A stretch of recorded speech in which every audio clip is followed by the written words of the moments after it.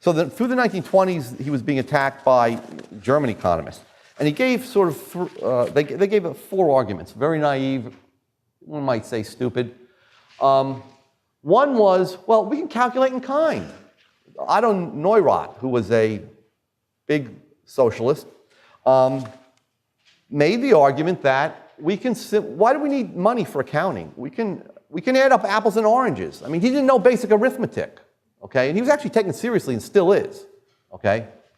So that's ridiculous. Calculating in kind, that is entering how many hours of this kind of labor, how many acres of land, how many square feet of factory space you're using. That's not a basis for accounting. There's no common denominator, okay? So Mises already answered that in his original article. Some of the Marxists said, well, you know, we can calculate with labor hours, okay? Labor hours are homogeneous, right? They're common, we can use them as a common denominator. But there, Mises pointed out that, first of all, labor itself is heterogeneous, okay? So, for example, is someone like LeBron James, is 2 hours of his time on the basketball court equal to the 12th man on the bench, even within the same industry? They're heterogeneous hours. How do you compare them? Okay, the quality of his skills are much higher the quality of some guy who's been in the league for 12 years and plays 2 minutes a game. Oh, but then of course, what about comparing that of a brain surgeon to a cashier at McDonald's? Right? They're not the same. Okay, so they're heterogeneous. They're not like one unit of money is compared to another unit of money. Mises also pointed out in that case, how do you value the capital goods and the land? Okay, you're only valuing the labor by adding the labor hours up, but land and capital goods are scarce, right? And thirdly, even if you have 2 labors that are exactly the same, guess what?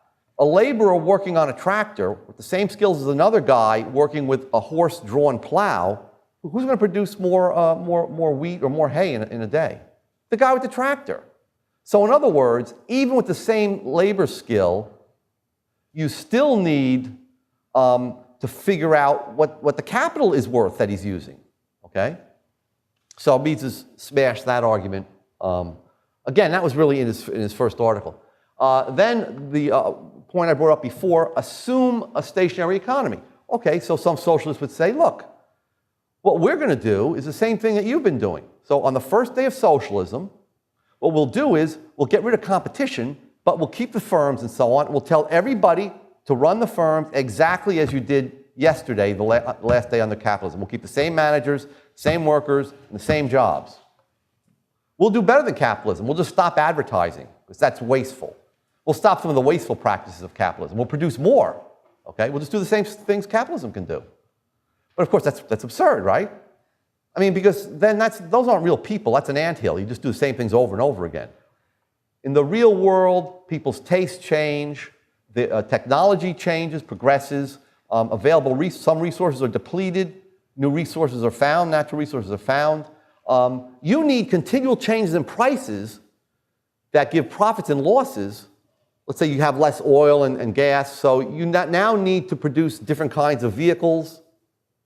Your capital goods are wearing out and people's values are changing. So you have to decide, this train is worn out. Should I produce another train, just like I did a few years ago into capitalism? Or should I produce more airplanes with those resources?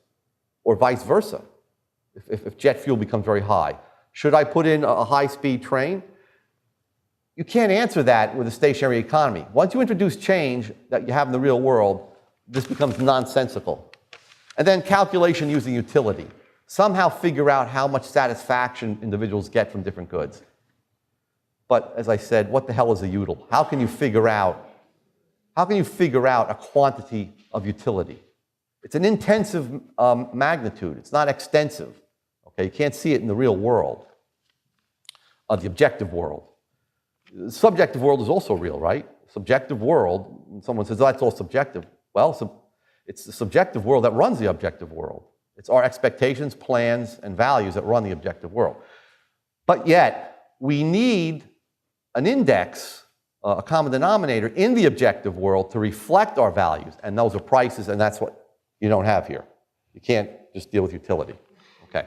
So that's pretty much, he smashed all of those arguments. They were stupid anyway. Then you got much more sophisticated criticisms of Mises by British economists who were trained in economics. They were neoclassical economists, and there were some Americans involved. And the first was the trial and error method. And basically what these economists said was, you know, what we could do is we can take certain prices. Just we'll have the ghost plan set the prices, and then one and three are similar. One and two are very similar. So I'm not going to. So basically, both of those, they basically say what we'll do is we'll set arbitrary prices. We'll set up the firms, and then we'll set a certain price for tablet computers, a certain price for automobiles, and on the other hand, we'll set prices for the inputs arbitrarily. Now, the prices will be wrong, and there'll be shortages and surpluses. But when there's a surplus, we know that the price has to be lowered. Okay, so we have a trial and error. And if there's a shortage, we know that the price of the good has to be raised. Right? And now, that was one. The other was, well, we could have a mathematical solution. If we'll get information about everybody's value scales, okay, how everybody values different things. We'll get information about all the available resources, and we'll get technical information. We can combine this information into a whole huge system of equations of supply and demand, and then we can when we solve these equations, we'll get these shadow prices and we'll get these quantities. We'll get the exact price and quantity that capitalism would get. Okay? In fact, they'll be more accurate because they're mathematical and so on and so forth. Now, there was a couple of the people who were involved in this were Oskar Lange, a Polish economist who was educated in England, and then there was Abel Lerner, a British economist who actually was a Hayekian for a while, and then an American economist named Fred Taylor. Okay, so Hayek responded, and so did another British economist who worked with Hayek, Lord Robbins. They basically said two things. First of all, regarding a mathematical solution, by the time you collect, if you can collect all that information, and it's dispersed, by the time you collect all of that information, it will be already outdated. And back in the 30s, when they were responding, there isn't a computer powerful enough. I mean, they really just had mechanical things. They didn't have electronic computers. We can't solve it. It takes such a long time to solve these equations by hand that there would be no way that it would be an efficient solution. But notice they're admitting that you could get some kind of a solution. It wouldn't be sufficient, it wouldn't be efficient, but it would be possible. And then with the mathematical solution, with the market socialism, Hayek said, well, okay, you could sort of do this. You can change the prices if there's surpluses or shortages, but the market does it at every minute or every hour. How frequently can planners change prices throughout the whole economy? Every month, every 2 months? So the prices aren't going to be the right prices that you're using. And also it's going to be very difficult to get all the dispersed information that you need to change these prices. To make a long story short, he once again admitted its possibility, right? But said it would be extremely inefficient. Now Mises had a different, and I'll go through this quickly, very different response to all this stuff. First, the mathematical solution, Mises said, if today there's socialism and the planner knows everybody's value scales or even substitutes his own, decides what he thinks is best for people, and gets all the engineers and scientists into the same room to give them all the information about production functions, that is technology, and he has people out there who tell him all of the different kinds and numbers, quantities of the factors of production, he still couldn't get the right answer. Even if he put it in a computer, even if he had modern day computers and solved it, okay? The reason is, when you stop capitalism and you go into socialism, you have all these capital goods that were produced 20 years ago, 40 years ago, airplanes, last for 20, 40 years. When they wear out, since things keep changing, okay, tastes keep changing, and technology keeps changing, should you replace it with the exact same airplane? Well, you can only know whether you should or not with profits and losses. And a system of equations doesn't give you any profits and losses. It gives you exact prices and quantities in equilibrium. That is, meaning in an economy that's completely static. So no matter, you can change the amount of labor, you can change the amount of land, whatever it is, you'll never get prices and costs, okay? Which means you'll never get profits and losses. So what Mises says, it's not, you can't jump to the efficient state, okay? You're here, it takes years and years and years to change all of the resources, to change all the different kinds of capital goods you have, because you're always making mistakes. Entrepreneurs are always making mistakes about them, right?